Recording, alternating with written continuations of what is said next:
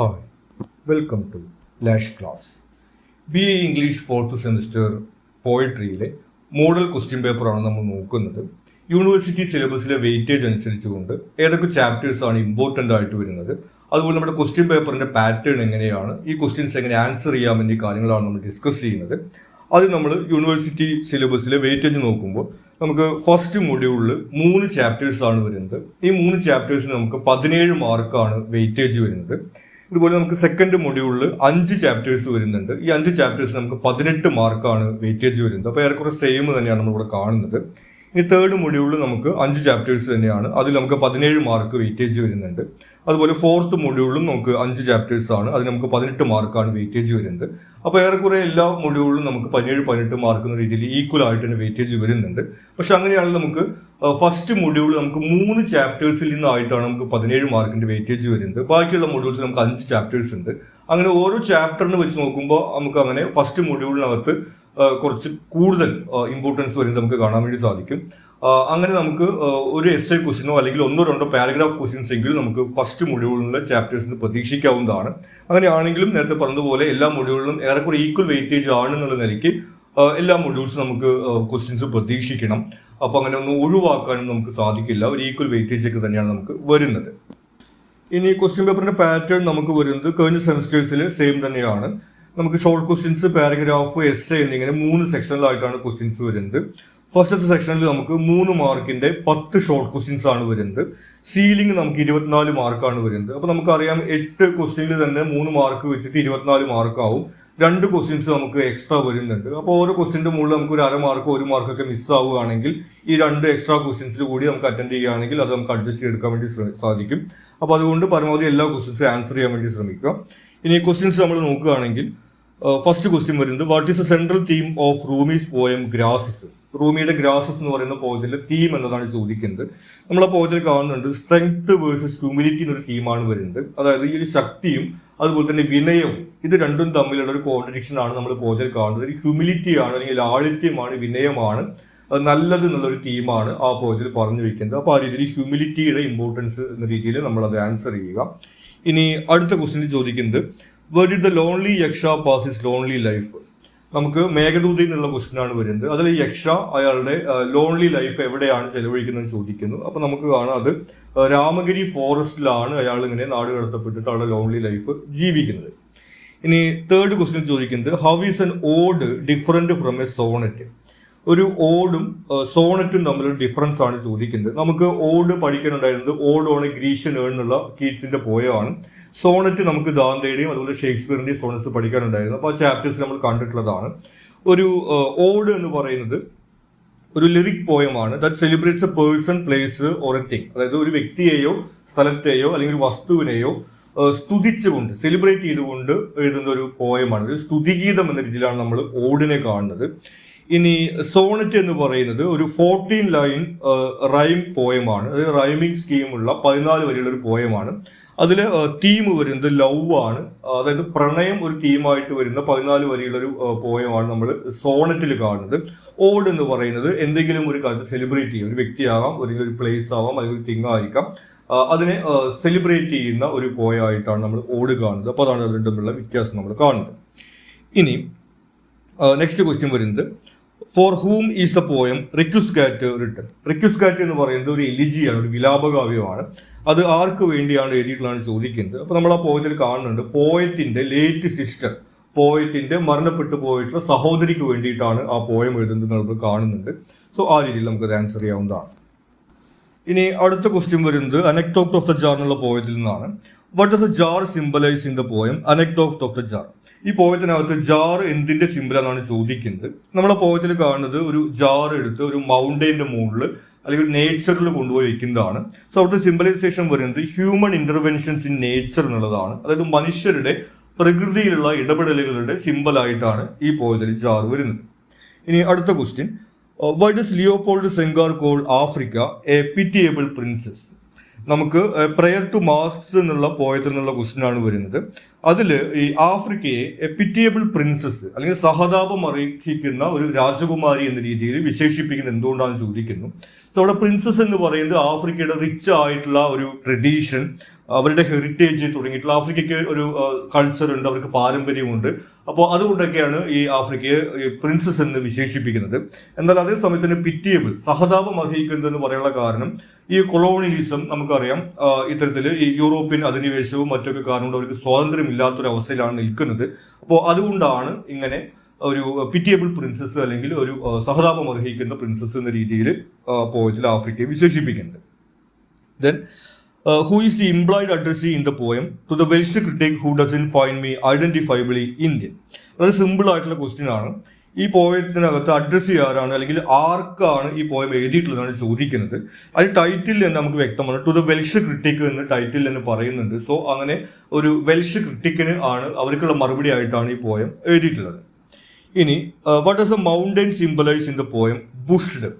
Bushed എന്നുള്ള പോയത്തിനകത്ത് mountain എന്തിന്റെ സിമ്പിളാണ് ചോദിക്കുന്നുണ്ട്. നമ്മൾ ആ പോയത്തിൽ കാണുന്ന ഒരു കാട്ടിൽ ഇങ്ങനെ ഒറ്റയ്ക്ക് താമസിക്കുന്ന ഒരാൾക്ക് ഇങ്ങനെ ആളുടെ മാനസിക നിലയിലേക്ക് തെറ്റിപ്പോകുന്ന തരത്തിലുള്ള ഒരു നേച്ചറിന്റെ ഒരു സ്ട്രെങ്ത്, ഭീകരതയൊക്കെ ആൾക്ക് മനസ്സിലാവുന്ന ഒരു തീമാണ് നമ്മൾ പോയത്തിൽ കാണുന്നത്. സോ ആ ഒരു രീതിയിൽ തന്നെയാണ് ഈ മൗണ്ടൻ സിമ്പിൾ നമ്മൾ പോയത്തിൽ കാണുന്നത്. നേച്ചറിന്റെ പവർ, നേച്ചർ എത്ര പവർഫുൾ ആണ് എന്നുള്ളതിന്റെ ഒരു സിമ്പിൾ ആയിട്ടാണ് ഇങ്ങനെ വലിയൊരു മൗണ്ടൻ ആ പോയത്തിനകത്ത് കാണിച്ചിരിക്കുന്നത്. ഇനി ഈ സെക്ഷനിൽ നമുക്ക് ലാസ്റ്റ് ക്വസ്റ്റ്യൻ വരുന്നത്, which is A poetic device used in the line but we loved with a love that was more than love? നമുക്ക് അനബെല്ലി എന്ന് പറയുന്ന റൊമാൻറ്റിക് പോയറ്റ് എന്നുള്ള ഒരു ക്വസ്റ്റ്യൻ ആണ് വരുന്നത്. We loved with a love that was more than love, ഞങ്ങളുടെ സ്നേഹം സ്നേഹത്തെക്കാൾ വലിയ സ്നേഹമായിരുന്നു എന്ന രീതിയിലേക്കുള്ള മീനിങ് ആണ് വരുന്നത്. ഇതിലെ പോയറ്റിക് ഡിവൈസ് എന്താണെന്നാണ് ചോദിക്കുന്നത്. നമുക്ക് ഹൈപ്പർബോൾ എന്നുള്ളൊരു പോയറ്റിക് ഡിവൈസ് ആണ് ഇവിടെ കാണുന്നത്. ഹൈപ്പർബോൾ എന്ന് പറയുന്നത് അതിശയോക്തി കലർത്തി പറയുക, അല്ലെങ്കിൽ കാര്യങ്ങൾ യഥാർത്ഥത്തിലുള്ളതിനേക്കാളും വലിയ കൂടിയ അളവിൽ അവതരിപ്പിക്കുക എന്നുള്ള മീനിങ് ആണ് ഹൈപ്പർബോളിന് വരുന്നത്. സോ ഇവിടെ സ്നേഹം എന്ന് പറയുന്നത് സ്നേഹത്തെക്കാൾ വലിയ സ്നേഹം എന്ന് പറയുമ്പോൾ നമുക്ക് അവിടെ ഈ ഒരു അതിശയോക്തി കലർത്തുന്ന ഹൈപ്പർബോൾ എന്നുള്ള പോയിന്റ് ഡിവൈസ് ആണ് നമുക്ക് ഇവിടെ കാണാൻ കഴിയുന്നത്. അടുത്ത സെക്ഷനിൽ പാരഗ്രാഫ് ക്വസ്റ്റ്യൻസ് ആണ് വരുന്നത്. ഇവിടെ നമുക്ക് 6 മാർക്കിന്റെ 8 ക്വസ്റ്റ്യൻസ് ആണ് വരുന്നത്. സീലിംഗ് വരുന്നത് 36 മാർക്കാണ്. അപ്പോൾ ഇവിടെ നമുക്ക് 2 ക്വസ്റ്റ്യൻസ് എക്സ്ട്രാ വരുന്നുണ്ട്. അപ്പോൾ കഴിഞ്ഞ സെക്ഷനിൽ പറഞ്ഞതുപോലെ നമുക്ക് ചില ക്വസ്റ്റ്യൻസിന്റെ മുകളിൽ നമുക്ക് മാർക്ക് മിസ്സാവുകയാണെങ്കിൽ ഈ 2 എക്സ്ട്രാ ക്വസ്റ്റ്യൻസും കൂടി നമ്മൾ എല്ലാ ക്വസ്റ്റ്യൻസും ആൻസർ ചെയ്യുകയാണെങ്കിൽ നമുക്ക് അത് അഡ്ജസ്റ്റ് ചെയ്തെടുക്കാൻ വേണ്ടി സാധിക്കും. അപ്പോൾ എല്ലാ ക്വസ്റ്റ്യൻസും ആൻസർ ചെയ്യാൻ വേണ്ടി ശ്രമിക്കുക. ഇനി ഫസ്റ്റ് ക്വസ്റ്റ്യൻ വരുന്നത്, how does a poet represent the theme of love in sonnet 1 of La Vita നുവോവ? ഇവിടെ ദാന്തയുടെ ലാ വിത്ത നുവോവ എന്ന് പറയുന്ന സോണറ്റിനകത്ത് ലവിന്റെ തീം എങ്ങനെയാണ് അവതരിപ്പിച്ചിരിക്കുന്നതാണ് ചോദിക്കുന്നത്. സോ നമ്മൾ ആ പോയത്തിൽ കാണുന്നത് ലവ് പാരഡോക്സിക്കലായിട്ടാണ് അവതരിപ്പിക്കുന്നത്. അതായത് ഒരേ സമയത്ത് തന്നെ പ്ലഷറും പെയിനും പ്രൊവൈഡ് ചെയ്യുന്ന ഒന്നായിട്ടാണ് ലവിനെ അവതരിപ്പിക്കുന്നത്. അതായത് ഒരേ സമയത്ത് തന്നെ സന്തോഷവും എന്നാൽ വേദനയും നൽകുന്ന ഒന്നായിട്ടാണ് ഈ പോയത്തിനകത്ത് ലവിനെ അവതരിപ്പിച്ചിട്ടുള്ളത്. ലവിനെ പേഴ്സോണിഫൈ ചെയ്തുകൊണ്ട് തന്നെ അത് സിംബലൈസ് ചെയ്യുന്നുണ്ട്. ഈ പോയത്തിനകത്ത് ഫസ്റ്റ് ലവിനെ അവതരിപ്പിക്കുന്ന സമയത്ത് ലവ് ഇങ്ങനെ സ്മൈൽ ചെയ്തുകൊണ്ട്, ലോഫ് ചെയ്തുകൊണ്ട്, ചിരിച്ചുകൊണ്ട് നിൽക്കുന്നതായിട്ടാണ് അവതരിപ്പിക്കുന്നത്. എന്നാൽ പോയം കഴിയുന്ന സമയത്ത് ലവ് ഇങ്ങനെ ക്രൈ ചെയ്തുകൊണ്ട് കരഞ്ഞുകൊണ്ട് പോകുന്നതായിട്ടാണ് കാണിക്കുന്നത്. അപ്പോൾ അത്തരത്തിൽ തന്നെ ഈ സ്നേഹം അല്ലെങ്കിൽ പ്രണയം എന്നൊക്കെ പറയുന്നത് ഒരേ സമയത്ത് തന്നെ നമുക്ക് സന്തോഷവും ദുഃഖവും നൽകുന്ന ഒന്നാണെന്ന രീതിയിലാണ് ഈ പോയത്തിനകത്ത് അവതരിപ്പിച്ചിട്ടുള്ളത്. ഇനി evaluate the elegiac elements in the poem requiescat. Requiescat എന്ന് പറയുന്ന പോയ ഒരു എലിജിയാണ്. ആ പോയത്തിനകത്തുള്ള എലിജിയാക് എലിമെന്റ്സ് എന്താണ് ചോദിക്കുന്നത്. സോ ഈ പോയം നമ്മൾ കണ്ടതാണ്. ഇതിനകത്ത് പോയറ്റിന്റെ സിസ്റ്റർ മരണപ്പെട്ടതിലുള്ള ഒരു ദുഃഖമാണ് പോയറ്റ് ഈ പോയറ്റിലൂടെ പങ്കുവയ്ക്കുന്നത്. സോ ഒരു എലിജി അല്ലെങ്കിൽ ഒരു വിലാപകാവ്യം എന്ന എലിമെന്റ്സ് ഈ പോയത്തിൽ വരുന്നത് എന്തൊക്കെ നമുക്ക് നോക്കാം. അതിൽ ആദ്യം തന്നെ ഒരു മോർണിംഗ് ഓഫ് ഡെത്ത്, അതായത് ഒരു മരണത്തിലുള്ള വിലാപം. നേരത്തെ പറഞ്ഞതുപോലെ പോയറ്റിന്റെ സിസ്റ്ററുടെ മരണത്തിലുള്ള വിലാപമാണ് ഈ പോയറ്റിൽ അവതരിപ്പിക്കുന്നത്. അത് തന്നെ ഒരു എലിജിയാക് എലിമെന്റ് ആണ്. ഇതുകൂടാതെ പ്രൈസിംഗ് ദ ഡിസീസ്ഡ്, അതായത് മരണപ്പെട്ട വ്യക്തിയെ പ്രൈസ് ചെയ്യുന്ന, പോയിന്റ് സിസ്റ്ററിനെ ഇങ്ങനെ പ്യൂർ ആണ്, ഇൻഡസെന്റ് ആണ് എന്ന രീതിയിലേക്കാണ് അവതരിപ്പിച്ചിട്ടുള്ളത്. അപ്പോൾ അതും ഒരു എലിജിയാക് എലിമെന്റ് ആണ്. പിന്നെ വരുന്നത് സോഫ്റ്റ് റെസ്പെക്ട് എന്നുള്ളൊരു കൺസെപ്റ്റ് നമ്മൾ കാണുന്നുണ്ട്. സ്പീക്ക് സോഫ്റ്റ്ലി എന്നൊക്കെയാണ് പോയത്തിൽ പറയുന്നത്. പതുക്കെ സംസാരിക്കുക, പതുക്കെ നടക്കുക എന്നൊക്കെ പറയുന്നു. അങ്ങനെ ഈ മരണപ്പെട്ട വ്യക്തിയോടുള്ള റെസ്പെക്ട് ഈ പോയത്തിൽ കാണിക്കുന്നുണ്ട്. അതും ഒരു എലിജിയാക് എലിമെന്റ് ആണ്. പിന്നെ വരുന്നത് ജനറൽ റിഫ്ലക്ഷൻ ഓൺ ഡെത്ത്. ഈ ഒരു വ്യക്തിക്ക് പുറമെ മരണം എന്നുള്ളൊരു കൺസെപ്റ്റിനെ കുറിച്ച് പൊതുവിലുള്ള പോയറ്റിന്റെ ഒരു തോട്ടൊക്കെ പോയറ്റിന്റെ ലാസ്റ്റ് പങ്കുവയ്ക്കുന്നുണ്ട്. സോ അതും ഒരു എലിജിയാക് എലിമെന്റ് ആയിട്ട് നമ്മൾ ഈ പോയറ്റിനകത്ത് കാണും. പിന്നെ വരുന്നത് write two haiku its on winter and spring. ഒരു ഇൻഡയറക്റ്റ് പോലെ വന്നിട്ടൊരു ക്വസ്റ്റ്യൻ ആണ്. വിന്ററിനെ കുറിച്ചും സ്പ്രിങ്ങിനെ കുറിച്ചും ഹൈക്കു എഴുതാനാണ് ആവശ്യപ്പെട്ടിരിക്കുന്നത്. നമുക്ക് 2 ഹൈക്കൂസ് പഠിക്കാനുണ്ടായിരുന്നു. സോ നമ്മൾ അവിടെ ഹൈക്കു എന്ന് പോയറ്റിന്റെ ഒരു സ്ട്രക്ചറാണ് നമ്മൾ നോക്കേണ്ടത്. നമുക്കറിയാം ജസ്റ്റ് 3 ലൈൻസിൽ വളരെ സിമ്പിൾ ആയിട്ട് ഒരു ഒബ്സർവേഷൻ, അതും നേച്ചറിൽ നടക്കുന്ന ഒരു കാര്യം ഒബ്സർവ് ചെയ്യുക എന്നുള്ളതാണ് ഹൈക്കു പോയിന്റിനകത്ത് വരുന്നത്. അപ്പോൾ ഇവിടെ വിന്റർ ആണെങ്കിൽ നമുക്ക് ഇങ്ങനെ ഒരു പുൽനാമ്പിലോ അല്ലെങ്കിൽ ഇലയിലൊക്കെ ഒരു മഞ്ഞുതുള്ളി വന്നിരിക്കുന്നതോ, അതല്ലെങ്കിൽ സ്പ്രിംഗ് ആയിട്ട് ബന്ധപ്പെട്ടിട്ട് ഒരു പൂ വിരിയുന്നതോ അല്ലെങ്കിൽ ഒരു തേനീച്ച തേൻ കുടിക്കാൻ വരുന്നതോ, അങ്ങനെയൊക്കെയുള്ള സിമ്പിൾ ആയിട്ട് നേച്ചറിൽ കാണുന്ന എന്തെങ്കിലും ഒരു കാര്യം ജസ്റ്റ് ഒരു 3 ലൈൻസിൽ നമ്മൾ എഴുതി വെച്ചാൽ മതിയായിരിക്കും. അപ്പോൾ നമ്മൾ ആ ഹൈക്കു പോയതിന്റെ ആ ഒരു സ്ട്രക്ചർ എന്താണെന്നുള്ളതാണ് അവിടെ നമ്മൾ മെയിനായിട്ട് നോക്കേണ്ടത്. ഇനി അടുത്ത ക്വസ്റ്റ്യൻ വരുന്നത്, analyse the symbolic significance of dance in the poem give me your hand. Give me your hand ഒരു റൊമാൻറ്റിക് പോയാണ്. അതിനകത്ത് ഡാൻസിന്റെ സിംബോളിക് ആയിട്ടുള്ള സിഗ്നിഫിക്കൻസ് എന്താണെന്ന് ചോദിക്കുന്നത്. ആ പോയത്തിൽ നമ്മൾ കാണുന്നത് ഒരു ലവറിന്റെ അടുത്ത് ഇങ്ങനെ ഡാൻസ് ചെയ്യാൻ വേണ്ടിയിട്ട് ഇങ്ങനെ ഇൻവൈറ്റ് ചെയ്യുന്ന, ക്ഷണിക്കുന്ന ഒരു രംഗമാണ് ആ പോയത്തിൽ നമ്മൾ കാണുന്നത്. സോ ഡാൻസിന്റെ സിമ്പിൾ നമ്മളിവിടെ കാണുന്നത് ഒന്ന് യൂണിറ്റി ഹാർമണിയാണ്. അതായത് ഡാൻസ് എന്ന് പറയുന്നത് രണ്ടുപേരും ഒരേപോലെ സ്റ്റെപ്പുകൾ വെച്ച് ചെയ്യേണ്ട ഒരു കാര്യമാണ്. അപ്പോൾ രണ്ടുപേരും നമ്മളൊരു ഐക്യം, ആ സ്നേഹത്തിൽ രണ്ടുപേരും ഒരുമിച്ച് ഉണ്ടാവുന്നു എന്നുള്ളതിന്റെ ഒരു സിമ്പിളായിട്ടാണ് ഡാൻസ് അവിടെ വരുന്നത്. അതുകൂടാതെ തന്നെ ഫ്രീഡം അല്ലെങ്കിൽ അൺകണ്ടീഷണൽ ലവ് എന്നുള്ള കാര്യമൊക്കെയാണ് വരുന്നത്. ഡാൻസ് നമുക്കറിയാം നമ്മൾ ഫ്രീഡവുമായി ബന്ധപ്പെടുത്തിക്കൊണ്ടൊക്കെ നമ്മൾ സിംബലൈസ് ചെയ്ത് ഉപയോഗിക്കുന്ന ഒരു കാര്യമാണ്. അപ്പോൾ യാതൊരുവിധ ലിമിറ്റേഷൻസോ അല്ലെങ്കിൽ കണ്ടീഷൻസോ ഒന്നും ഇല്ലാതെ വളരെ ഫ്രീ ആയിട്ട് പരസ്പരം സ്നേഹിക്കുക എന്നുള്ളതിൻ്റെയൊക്കെ സിമ്പിളായിട്ടും ഈ ഡാൻസ് വരുന്നുണ്ട്. അത്തരത്തിലൊക്കെയാണ് നമുക്ക് ഈ പോയത്തിൽ ഡാൻസിന്റെ സിംബോളിക് സിഗ്നിഫിക്കൻസ് കാണാവുന്നത്. അടുത്ത ക്വസ്റ്റ്യൻ വരുന്നത് മുഹമ്മദ് ദാർവിഷിന്റെ ഐഡന്റിറ്റി കാർഡ് എന്നുള്ള പോയത്തിൽ നിന്നാണ്. How does a poem identity card reflect the link between land and nationality? ഈ പോയത്തിനകത്ത് ലാൻഡും നാഷണാലിറ്റിയും തമ്മിൽ എങ്ങനെയാണ് ലിങ്ക് ചെയ്യുന്നതാണ് ചോദിക്കുന്നത്. സോ ഈ പോയത്തിൽ നമ്മൾ കാണുന്നത് ഒക്യുപ്പൈഡ് പാലസ്റ്റീനിലുള്ള ഒരു സ്പീക്കറാണ്. സോ ആ ഒരു ഒപ്രഷനെ കുറിച്ചിട്ടാണ് അവിടെ സംസാരിക്കുന്നത്. അതിൽ തന്നെ അവരുടെ ഹെറിറ്റേജിനെ കുറിച്ചും കൾച്ചറിനെ കുറിച്ചിട്ടും ഉള്ള കാര്യങ്ങൾ പറയുന്നുണ്ട്. അതിൽ തന്നെ ലാൻഡുമായി കണക്ട് ചെയ്തിട്ടാണ് പറയുന്നത്. പ്രത്യേകിച്ചും അവരുടെ ആൻസസ്റ്റേഴ്സ് അവിടെ ഫാർമേഴ്സ് ആയിരുന്നു. അവിടുത്തെ ഓർക്കാഡുകളെ കുറിച്ചിട്ടും മറ്റ് ട്രീസിനെ കുറിച്ചിട്ടൊക്കെ പറയുന്നുണ്ട്. സോ അങ്ങനെ അവരുടെ ഒരു ലൈഫും കൾച്ചറുമായിട്ട് ആ ലാൻഡ് ലിങ്ക്ഡ് ആയിട്ടാണ് ഉണ്ടായിരുന്നത്. അതാണ് ഇപ്പോൾ അവരിൽ നിന്ന് എടുക്കപ്പെട്ടിരിക്കുന്ന രീതിയിലൊക്കെയാണ് ആ പോയത്തിൽ പറയുന്നത്. സോ അങ്ങനെയാണ് നമ്മൾ അവിടെ ആ ഒരു ലാൻഡും നാഷണാലിറ്റിയും തമ്മിലുള്ള ലിങ്ക് കാണുന്നത്. ഇനി elucidate E Cummings experiment with language. I carry your heart എന്ന് പറയുന്ന ആ പോയത്തിനകത്ത് ലാംഗ്വേജിന്റെ എക്സ്പെരിമെന്റിനെ കുറിച്ചാണ് ചോദിക്കുന്നത്. അത് റൊമാൻറ്റിക് പോയാണ് നമുക്കറിയാം. സോ അതിനകത്ത് പ്രധാനമായിട്ട് വരുന്നത് ഒന്ന് നോ ക്യാപിറ്റൽ ലെറ്റേഴ്സ് എന്നുള്ളതാണ്. ക്യാപിറ്റൽ ലെറ്റേഴ്സ് ആ പോയത്തിനകത്ത് യൂസ് ചെയ്യുന്നില്ല. സാധാരണ നമ്മൾ ഐ എന്നുള്ള വേർഡൊക്കെ നമ്മൾ യൂസ് ചെയ്യുന്ന സമയത്ത് ക്യാപിറ്റൽ ലെറ്ററാണ് യൂസ് ചെയ്യാറുള്ളത്. എന്നാൽ ഈ പോയത്തിനകത്ത് അതൊക്കെ ലോവർ കേസ് ലെറ്റേഴ്സിൽ തന്നെയാണ് യൂസ് ചെയ്തിരിക്കുന്നത്. സോ അതൊരു ഹ്യൂമിലിറ്റിയുടെ ഹംബിൾനെസ്സിന്റെ ഒക്കെ സിമ്പിളായിട്ട് നമുക്ക് കണക്കാക്കാൻ വേണ്ടി സാധിക്കും. പിന്നെ ഏറ്റവും ഇമ്പോർട്ടൻ്റ് ആയിട്ട് വരുന്നത് പാരന്തസിസിന്റെ യൂസ് ആണ്. അതായത് ഈ പോയത്തിൽ തന്നെ പറയുന്നത് I carry your heart within my heart, അതായത് നിന്റെ ഹൃദയം ഞാൻ എൻ്റെ ഹൃദയത്തിനുള്ളിൽ കൊണ്ടു നടക്കുന്നതാണ് ആ പോയത്തിൽ പറയുന്നത്. സോ അതുപോലെ ഈ പോയത്തിനകത്ത് ഒരു ലൈൻസിന്റെ ഉള്ളിൽ തന്നെ നമുക്ക് ബ്രാക്കറ്റിനകത്ത് ചില വേർഡ്സ് വരുന്നത് കാണാം. സോ ഒരു ഹാർട്ടിൻ്റെ ഉള്ളിൽ വേറൊരു ഹാർട്ട് എന്ന രീതിയിലാണ് ഈ പോയത്തിൽ ഒരു ലൈനിൻ്റെ ഉള്ളിൽ ബ്രാക്കറ്റിനകത്ത് വേറെ വേർഡ്സ് എന്ന രീതിയിൽ അവതരിപ്പിച്ചിരിക്കുന്നത് സിംബോളിക് ആയിട്ട്. സോ അത്തരത്തിലുള്ള എക്സ്പെരിമെന്റ് ഒക്കെയാണ് നമുക്ക് ഈ പോയത്തിൽ കാണാൻ കഴിയുന്നത്. ഇനി next question, how does a poem what a queer community should have told us challenge stereotypes about a queer community? ഇനി what a queer community should have told us എന്ന പോയത്തിനകത്ത് cure കമ്മ്യൂണിറ്റിയുമായി ബന്ധപ്പെട്ടുള്ള stereo ടൈപ്സിനെ എങ്ങനെ challenge ചെയ്യുന്നതാണ് ചോദിക്കുന്നത്. So ഈ പോയത്തിൽ നമ്മൾ പൊതുവിൽ കാണുന്നത് ഈ ഒരു ഡോമിനന്റ് നരേറ്റീവ്സിനെ ചലഞ്ച് ചെയ്യുന്നതാണ്. അതായത് എയ്തർ ഗുഡ് ഓർ ബാഡ്, മനുഷ്യർ ഒന്നുകിൽ നല്ല മനുഷ്യരായിരിക്കും അല്ലെങ്കിൽ മോശം മനുഷ്യരായിരിക്കും എന്ന തരത്തിലുള്ള ജനറൽ ആയിട്ടുള്ള ഐഡിയാസിനെ എല്ലാം ഈ പോയത്തിൽ ചലഞ്ച് ചെയ്യുന്നുണ്ട്. അതായത് എല്ലാ മനുഷ്യരിലും നല്ലതും മോശവും ഒക്കെ ഉണ്ടായിരിക്കാം. സോ അവരെ അങ്ങനെ നമ്മൾ ആക്ഷേപിക്കുക എന്നതിന് പകരം അവരത് മനസ്സിലാക്കി തിരുത്തുക എന്നുള്ളതാണ് പ്രാധാന്യം വേണ്ടത്. ജസ്റ്റിസ് എന്ന് പറഞ്ഞ റിവെഞ്ച് അല്ല എന്ന രീതിയിലൊക്കെയുള്ള ആ ഒരു ഡോമിനന്റ് നരേറ്റീവ്സിനെ ഈ പോയത്തിനകത്ത് ചലഞ്ച് ചെയ്ത് നമ്മൾ കാണുന്നു. പിന്നെ ഇവിടെ അസേർട്ട് ചെയ്യുന്നത് സെൽഫ് വേർത്ത് ആണ്. ഈ സെൽഫ് വേർത്ത് എന്ന് പറയുന്നത് നമ്മളാണ് ലോകത്തിലെ ഏറ്റവും ഇമ്പോർട്ടന്റ് എന്ന രീതിയിലേക്ക് സെൽഫ് ലവ് ആയിട്ടല്ല പോർട്രേ ചെയ്യുന്നത്, മറിച്ച് ഈ സെൽഫ് വെർത്ത് റിയലിസ്റ്റിക് ആണ്. അതായത് റെസ്പോൺസിബിൾ ആണ്.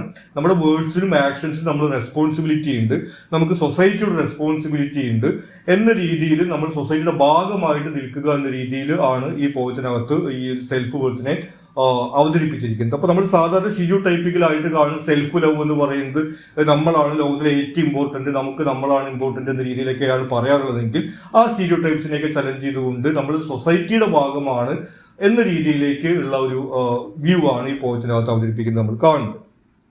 Then describe the sufferings of the marginalised as portrait in the poem portrait of my village. Portrait of my village എന്ന പോയത്തിനകത്ത് മാർജിനലൈസ്ഡ് കമ്മ്യൂണിറ്റിയുടെ സഫറിങ്സിനെ എങ്ങനെയാണ് അവതരിപ്പിച്ചിരിക്കുന്നത് ചോദിക്കുന്നു. നമ്മൾ പ്രധാനമായിട്ട് രണ്ട് കാര്യങ്ങളാണ് ആ പോയത്തിൽ കാണുന്നത്. ഒന്ന് എക്സ്പ്ലോയിറ്റേഷനും മറ്റൊന്ന് എക്സ്ക്ലൂഷനുമാണ്. എക്സ്പ്ലോയിറ്റേഷൻ നമ്മൾ പറയുന്നത് തൊഴിലിന്റെ ഭാഗമായിട്ട് അവർക്ക് കൊടുക്കുന്ന തൊഴിലിന് കൃത്യമായിട്ട് കൂലി കൊടുക്കാത്ത സാഹചര്യം. പലപ്പോഴും കൂലിക്ക് പകരം ഭക്ഷണം കൊടുക്കുന്നു. ആ ഭക്ഷണം തന്നെ മോശമായിട്ടുള്ള ഭക്ഷണം കൊടുക്കുന്ന സാഹചര്യമൊക്കെ ഈ പോർട്രേറ്റ് ഓഫ് മൈ വില്ലേജ് എന്ന പോയത്തിനകത്ത് പറഞ്ഞിട്ടുണ്ട്. അതുകൂടാതെ പിന്നെ ഇവരുടെ എക്സ്ക്ലൂഷൻ ആണ്, അതായത് അവരെ ഒറ്റപ്പെടുത്തി മാറ്റി നിർത്തുക എന്നുള്ളത്. അവർക്ക് ചായ കൊടുക്കുന്നതൊക്കെ അവർക്ക് വേണ്ടി പ്രത്യേകമുള്ള പനയോല കൊണ്ടുള്ള ഒരു കപ്പിലാണെന്ന രീതിയിലേക്കാണ് പറഞ്ഞു വെച്ചിരിക്കുന്നത്. സോ അത്തരത്തിൽ ഈ ഒരു എക്സ്പ്ലോയിറ്റേഷനും അതുപോലെ തന്നെ എക്സ്ക്ലൂഷനുമായി ബന്ധപ്പെട്ട രീതിയിലുള്ള സഫറിങ്സ് ആണ് ഈ പോയത്തിനകത്ത് പറഞ്ഞിട്ടുള്ളത്. ഇനി ലാസ്റ്റ് സെക്ഷനിൽ നമുക്ക് എസ് എ ക്വസ്റ്റ്യൻ ആണ് വരുന്നത്. നമുക്ക് 10 മാർക്കിന്റെ എസ് എ ക്വസ്റ്റ്യൻ ആണ്. 2 ഓപ്ഷൻ ഉണ്ട്, ഇതിൽ ഏതെങ്കിലും ഒരെണ്ണം ആൻസർ ചെയ്താൽ മതിയാവും. ആദ്യത്തെ ക്വസ്റ്റ്യനിൽ ചോദിക്കുന്നത് how does a poem backwards by Warsan Shire experiment with themes of memory, trauma and healing. ഈ ബാക്ക്വേർഡ്സ് എന്ന് പറയുന്ന പോയതിനകത്ത് മെമ്മറി, ട്രോമ, ഹീലിംഗ് തുടങ്ങിയിട്ടുള്ള തീംസ് എങ്ങനെയാണ് എക്സ്പെരിമെന്റ് ചെയ്യുന്നതാണ് ചോദിക്കുന്നത്. അപ്പോൾ നമ്മൾ പ്രധാനമായിട്ട് ഈ പോയത്തിലെ എക്സ്പെരിമെന്റ് എന്ന് പറയുന്നത് പോയത്തിന്റെ സ്ട്രക്ചർ തന്നെയാണ്. അതായത് ഒരു ഫ്ലാഷ് ബാക്ക് പോലെ ബാക്ക്വേർഡ് ആയിട്ടാണ് ഈ പോയം എഴുതി വരുന്നത്. അത് തന്നെ നമ്മൾ മെമ്മറി ഇറേസ് ചെയ്യാനുള്ള ഒരു അറ്റംപ്റ്റ് എന്നതിലാണ് കാണുന്നത്. അതായത് അവരുടെ ട്രോമാറ്റിക് ആയിട്ടുള്ള അവരുടെ മെമ്മറീസ് എല്ലാം അവർ ഇറേസ് ചെയ്യാനും അത് റീ ഇമാജിൻ ചെയ്യാനും, അതായത് ഇങ്ങനെയൊന്നും സംഭവിച്ചിട്ടില്ലായിരുന്നുവെങ്കിൽ അതിന് പകരം ഇങ്ങനെയാണ് സംഭവിച്ചിരുന്നെങ്കിൽ എന്ന രീതിയിലൊക്കെ നമ്മൾ ചിന്തിക്കുന്ന പോലെ ആ മെമ്മറിയെ അവർ ഇറേസ് ചെയ്തുകൊണ്ട് അതിനെ റീ ഇമാജിൻ ചെയ്യുന്നതിന്റെ ഒരു എക്സ്പെരിമെന്റ് ആയിട്ടാണ് ഈ ഒരു ഫ്ലാഷ് ബാക്ക് പോലെ ബാക്ക്വേർഡ്സ് ആയിട്ട് പോയം എഴുതുന്നത് നമ്മൾ കാണുന്നത്. സോ പ്രധാനമായിട്ടും അത്തരത്തിൽ ഒരു ഇമാജിനേഷൻ യൂസ് ചെയ്തുകൊണ്ട് മെമ്മറിയെ റീക്ലെയിം ചെയ്തുകൊണ്ട് ഈ ഒരു സ്ട്രക്ചർ, പോയത്തിന്റെ സ്ട്രക്ചർ കൊണ്ടുള്ള ഒരു എക്സ്പെരിമെന്റ് ആണ് നമ്മൾ ഈ പോയത്തിൽ കാണുന്നത്. സോ അത്തരത്തിലാണ് നമ്മൾ ആൻസർ ചെയ്യുന്നത്. ഈ നെക്സ്റ്റ് ക്വസ്റ്റ്യനിൽ ചോദിക്കുന്നത് analyse the poem given below based on the theme of the oppression of women in patriarchal society. നമുക്ക് ടെക്സ്റ്റിൽ ഇല്ലാത്തൊരു പോയമാണ് തന്നിരിക്കുന്നത്. ഈ പോയം ഒരു പാട്രിയാർക്കൽ സൊസൈറ്റിയിലുള്ള ഒപ്രഷൻ എന്നുള്ള ഒരു കൺസെപ്റ്റുമായി ബന്ധപ്പെടുത്തിക്കൊണ്ട് ഈ പോയം അനലൈസ് ചെയ്യാനാണ് പറയുന്നത്. നമുക്ക് പരിചയം ഉണ്ടായിരിക്കും, നമ്മൾ +1 +2 ഒക്കെ പഠിക്കുന്ന സമയത്ത് ഇതുപോലെ ടെക്സ്റ്റിന് പുറത്തുനിന്നുള്ള ഒരു പോയം തന്നിട്ട് അതുപോലെ നമുക്കൊരു അപ്രീസിയേഷൻ എഴുതാനൊക്കെ വന്നത് നമ്മൾ ഓർക്കുന്നുണ്ടായിരിക്കും. സോ അതുപോലെ ഇവിടെ ഒരു പോയം തന്നിട്ട് ഈ ഒരു പർട്ടിക്കുലർ തീം ബേസ് ചെയ്തുകൊണ്ട് ഇപ്പോൾ അനലൈസ് ചെയ്യാനാണ് പറയുന്നത്. സോ നമുക്ക് ആ രീതിയിൽ നമ്മൾ +1 ചെയ്യാറുള്ളത് പോലെ തന്നെ നമ്മളത് ആൻസർ ചെയ്യേണ്ടി വരും. എങ്കിലും വേറൊരു കാര്യം എനിക്ക് നിങ്ങളോട് പറയാനുള്ളത്, നമുക്കിപ്പോൾ ഈ ഒരു ക്വസ്റ്റ്യൻ പേപ്പറിൽ പൊതുവിൽ നമ്മൾ കാണുന്നത് മിക്കവാറും ക്വസ്റ്റ്യൻസ് ഒക്കെ തന്നെയും നമുക്ക് ടെക്സ്റ്റിൽ നിന്നുള്ള ക്വസ്റ്റ്യൻസ് തന്നെയാണ് വരുന്നത്. 1-2 ക്വസ്റ്റ്യൻസ് ആണ് നമുക്ക് ഒരു ഔട്ട്സൈഡ് പുറമേ നിന്നുള്ളൊരു ക്വസ്റ്റ്യൻ അതുപോലെ കാണുന്നത്. പ്രത്യേകിച്ചും ഈ ഒരു എസ് എ ക്വസ്റ്റ്യനും അതുപോലെ തന്നെ നമുക്ക് ഒരു 2 ഹൈക്കു പോയ എന്നുള്ള എഴുതാൻ പറഞ്ഞിട്ടുണ്ടായിരുന്നു. അങ്ങനെ 1-2 ക്വസ്റ്റ്യൻ ആണ് നമുക്ക് പുറമേ നിന്ന് വന്നതുപോലെ തോന്നുന്നത്. എങ്കിൽ തന്നെയും കഴിഞ്ഞ സെമിസ്റ്ററിലൊക്കെ നമ്മൾ കണ്ടതാണ്, നമുക്ക് ടെക്സ്റ്റ് ബുക്കിലുള്ള മോഡൽ ക്വസ്റ്റ്യൻ പേപ്പറിനകത്ത് ഇതുപോലെ പുറമേ നിന്നുള്ള ക്വസ്റ്റ്യൻ വരുന്നത് പോലെ കാണിക്കുന്നുണ്ടെങ്കിലും മേജർ പേപ്പേഴ്സിൽ നമ്മൾ സാധാരണ ടെക്സ്റ്റിലത്തെ സെയിം ക്വസ്റ്റ്യൻസ് തന്നെയാണ് നമുക്ക് എക്സാമിന് വരാറുള്ളത്. അതിപ്പോൾ കഴിഞ്ഞ സെമിസ്റ്റേഴ്സിൽ മാത്രമല്ല, കഴിഞ്ഞൊരു 10 വർഷത്തോളമായിട്ട് കാലിക്കറ്റ് യൂണിവേഴ്സിറ്റിയിൽ BA ഇംഗ്ലീഷിന്റെ മേജർ പേപ്പേഴ്സിനകത്ത് ഈ തരത്തിൽ ടെക്സ്റ്റിൽ നിന്നുള്ള ക്വസ്റ്റ്യൻസ് തന്നെയാണ് വരുന്നത്. അപ്പോൾ ഏറെക്കുറെ നമുക്ക് ആ ഒരു പാറ്റേൺ തന്നെയാണ് ഈ എക്സാമിന് ഉണ്ടാവുമെന്ന് വിചാരിക്കാം.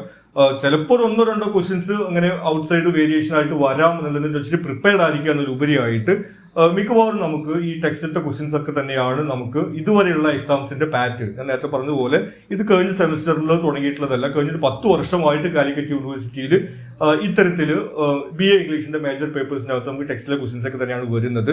സോ ആ ഒരു ക്വസ്റ്റ്യൻ ആൻസേഴ്സ് ഫോക്കസ് ചെയ്തുകൊണ്ട് പഠിച്ചാൽ തന്നെ നമുക്ക് എക്സാം നല്ല രീതിയിൽ അറ്റൻഡ് ചെയ്യാൻ വേണ്ടി സാധിക്കും. സോ നിങ്ങൾക്ക് എക്സാം നല്ല രീതിയിൽ അറ്റൻഡ് ചെയ്യാൻ സാധിക്കട്ടെ എന്ന് ഞാൻ ആശംസിക്കുന്നു. Thank you.